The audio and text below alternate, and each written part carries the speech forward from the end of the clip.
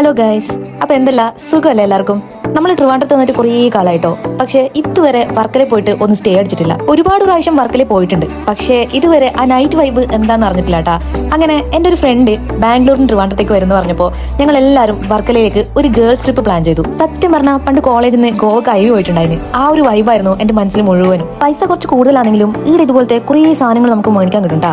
കുറേ മാലകള്, വളകള്, അങ്ങനെ ഒരുപാട് സാധനങ്ങൾ, ഇതുപോലത്തെ കുറേ ആനാക്കുതിര, അങ്ങനെ കുറേ സാധനങ്ങൾ ഉണ്ടായിരുന്നു. ബാംഗ്ലൂരിൽ നിന്ന് എൻ്റെ കൂട്ടുകാർക്ക് ഇതൊക്കെ ഭയങ്കര ഇഷ്ടമായിരുന്നു കേട്ടോ. ഓൾ എന്തൊക്കെയോ വാങ്ങിച്ചിട്ടുണ്ട്. കുറച്ചുകൂടി ലോ ബഡ്ജറ്റ് ആയിരുന്നെങ്കിൽ ഞാൻ ഒരു കൈ നോക്കിയേനെ. പക്ഷേ ഈ ബഡ്ജറ്റ് എനിക്ക് അത്ര പിടിച്ചിട്ടാ. കുറച്ചിങ്ങനെ തേരാപാര നടന്നപ്പോൾ തന്നെ കൂട്ടത്തിൽ ഒരു കുരിപ്പിന് നല്ലോണം വിശക്കാൻ തുടങ്ങിട്ടാ.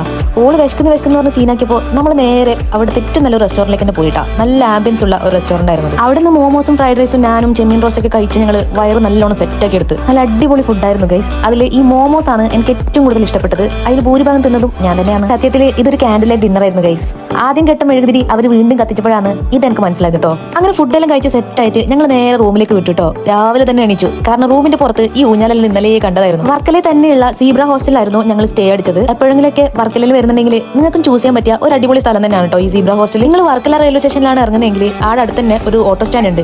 അവിടെ ഏത് ഓട്ടോ ചേട്ടനോട് പറഞ്ഞാലും ഈ ഹോസ്റ്റലിലേക്ക് കൊണ്ടാക്കി തരുന്നുണ്ട് അവര്. സത്യം പറഞ്ഞാൽ ഇവിടുത്തെ മാവിൽ മാങ്ങല കണ്ടപ്പോൾ എന്റെ കൺട്രോൾ അങ്ങ് പോയിട്ടാ. ഞാൻ 2 മാങ്ങ ഇങ്ങോട്ട് പറിച്ച് ഊഞ്ഞാലിലൊക്കെ ആടി. അങ്ങനെ രാവിലെ 11 മണി വരെ സമയം അങ്ങ് പോപ്പിച്ചിട്ടാ. 11 മണിക്കാണ് ചെക്കൗട്ട് പറഞ്ഞിട്ടുള്ളത്. അങ്ങനെ ഞങ്ങൾ സാധനങ്ങളൊക്കെ എടുത്ത് സെറ്റായി പോകാനുള്ള തയ്യാറെടുപ്പിലായി. അങ്ങനെ ഫൈനലി നമ്മൾ ഇവിടുന്ന് ഓട്ടോ പിടിച്ച് നേരെ വർക്കല റെയിൽവേ സ്റ്റേഷനിൽ പോയി. അപ്പോൾ എപ്പോഴെങ്കിലൊക്കെ വർക്കലയിലേക്ക് വരണമെന്നുണ്ടെങ്കിൽ ഇതുപോലത്തെ ലോ ബഡ്ജറ്റ് ട്രിപ്പൊക്കെ നിങ്ങൾക്ക് പ്ലാൻ ചെയ്യാവുന്നതാണ് കേട്ടോ.